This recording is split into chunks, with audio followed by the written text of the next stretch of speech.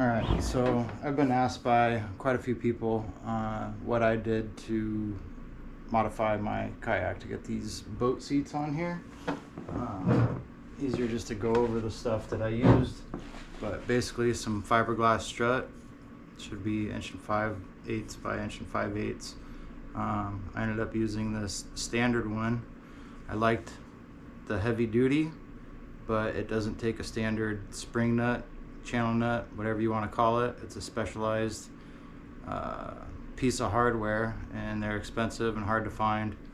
I just managed to find some scrap stuff from job sites, so that's what made this bracket assembly so easy for me to do. Might not be easy for some people, but pretty sure there's quite a few construction people out there that might have the same kind of access that I've had, or just go buy some of this stuff. I don't know.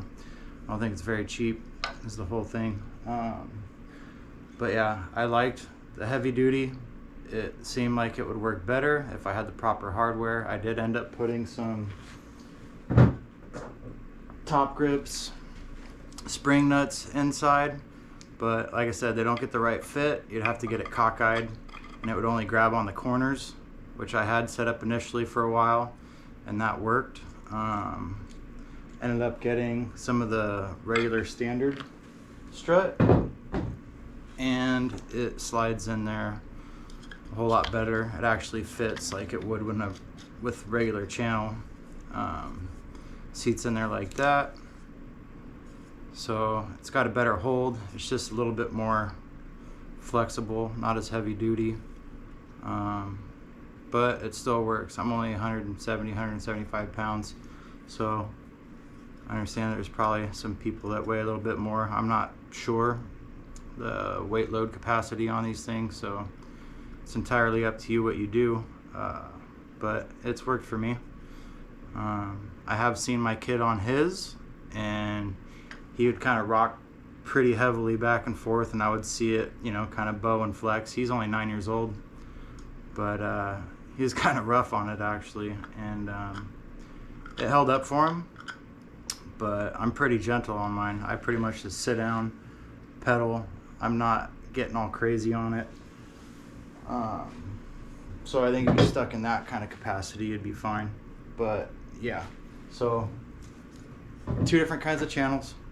This is the channel I ended up going with. Spring nut is my point of attachment. They do have top grips too. These work.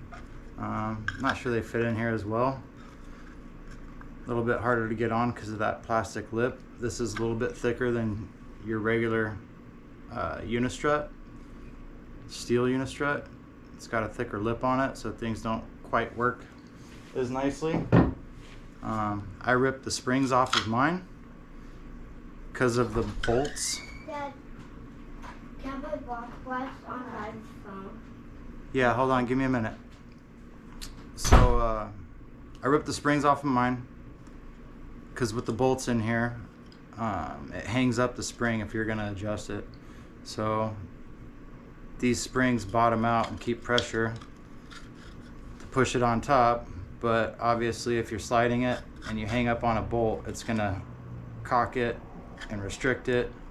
So I just loosened mine up just enough to where I can slide it back and forth but still not lose that groove if I want to adjust it, because I ripped that spring off. If I were to put some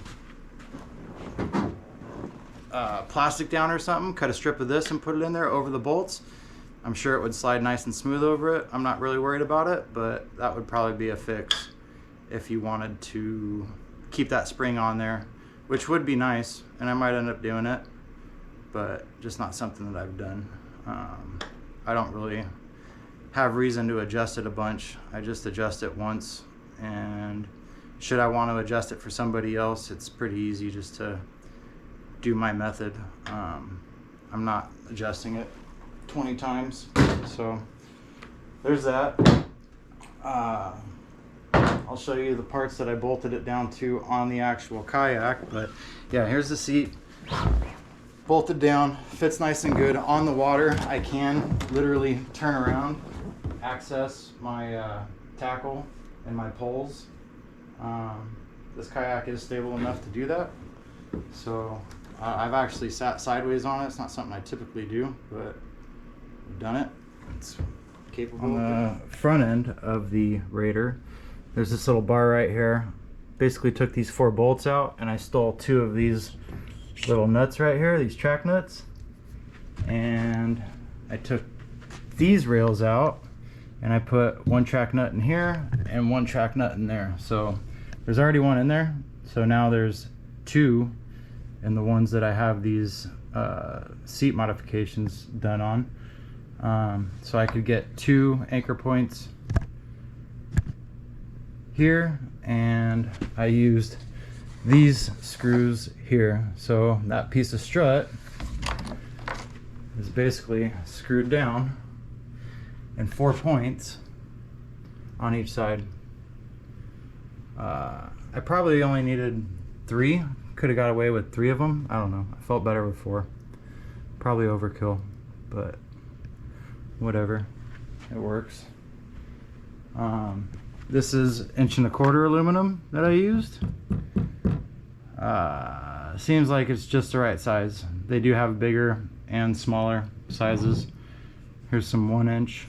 1 inch would probably be fine. I think that's what I have left over.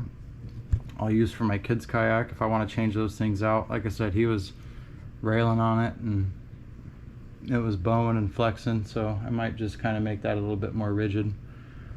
But yeah, there's that. Seat comes on and off nice and easily. One thing with my kids kayak, if I did use that seat that I was sitting on, the little lip on the seat right here kind of interfered with his feet, his heels. I had to get him so close that